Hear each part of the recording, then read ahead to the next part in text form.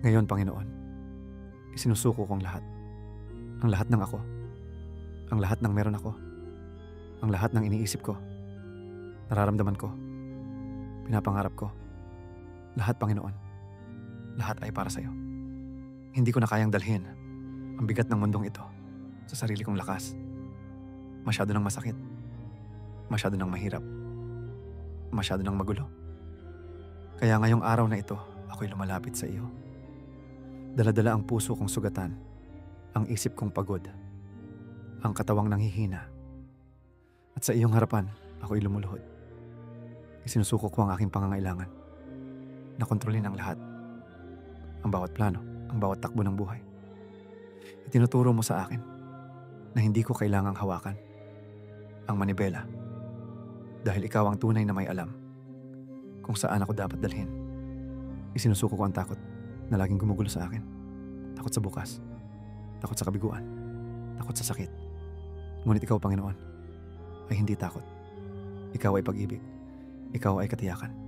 At sa iyo, may kapayapaan. Isinusuko ko ang mga pagkakamali ko.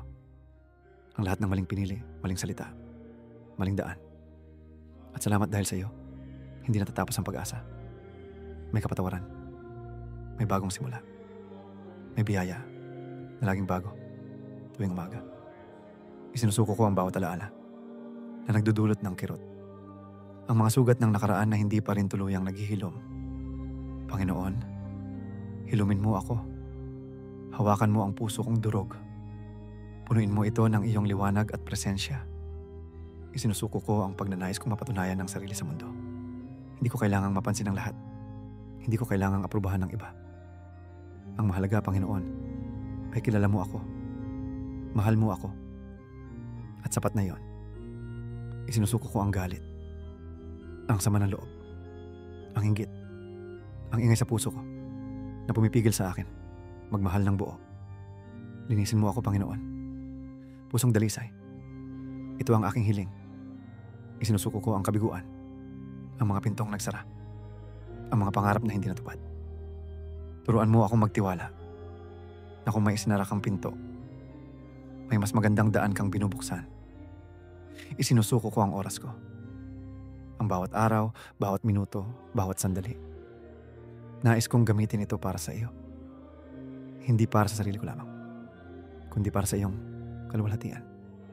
Isinusuko ko ang pamilya ko. Hindi ko sila hawak. Ngunit ikaw, Panginoon, ang dakilang tagapangalaga. Iniaalay ko ang bawat mahal ko sa buhay sa iyong mga kamay. Pagpalay mo sila. Ingatan. Gabayan. Isinusuko ko ang kinabukasan ko. Kahit hindi ko alam ang mangyayari. Alam ko na, ikaw ay nandun na. At kung hawak mo ang bukas ko, wala akong dapat ikatakot. Panginoon, isinusuko ko ang lahat ng hindi ko naunawaan. Kapag hindi malinaw ang mga sagot, kapag tila tahimik ka, kapag tila walang nangyayari, turuan mo akong manampalataya. Turuan mo akong maghintay ng may kagalakan. Turuan mo akong sumunod kahit mahirap. Turuan mo akong maglingkod ng may kababaang loob. Turuan mo akong magmahal ng walang hinihintay.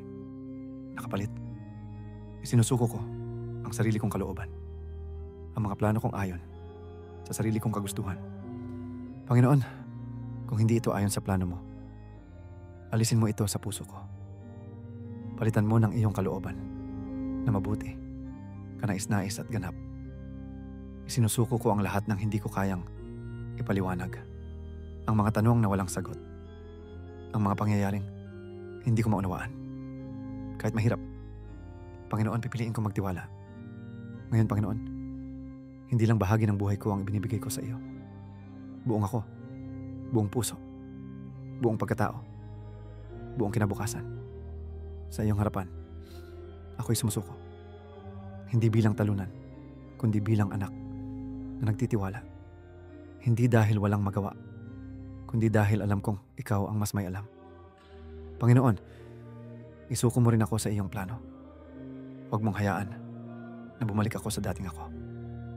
Hugisin mo ako ayon sa iyong anyo. Gamitin mo ako ayon sa iyong layunin.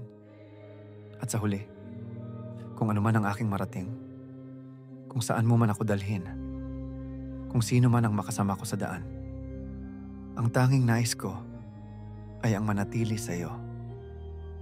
Ikaw ang Diyos na hindi nagbabago. Ang Diyos na tapat. Ang Diyos na may kabutihan sa lahat ng panahon. Ngayon at magpakailanman, isinusuko ko ang lahat sa iyo. Amen.